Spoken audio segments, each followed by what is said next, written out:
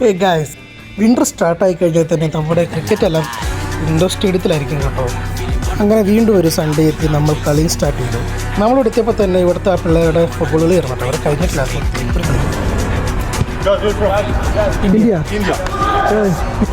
Atlas അവരുടെ കളിയും കഴിഞ്ഞ് അവർ പോയതിനു ശേഷം നമ്മൾ നമ്മുടെ കിറ്റെല്ലാം ഓപ്പൺ ചെയ്ത് ചെറിയൊരു പ്രാക്ടീസും കഴിഞ്ഞിട്ട് ടീമും വിളിച്ച് കളി സ്റ്റാർട്ട് ചെയ്തു. ഇതാണ് കേട്ടോ നമ്മുടെ അഭിഷേക് ഭായ്. പുള്ളിന്ന് ഒടുക്കത്തെ ആക്ട് ചെയ്യുക. മാത്രമല്ല ബിബിന്, അരുണ്, മനീഷ്, ശ്യാം എന്ന് തുടങ്ങിയ കുറച്ച് മലയാളികളും പിന്നെ കുറച്ച് തൃശ്ശക്കാരുമായിരുന്നു ഇന്നാണ് വന്നിരുന്നത്.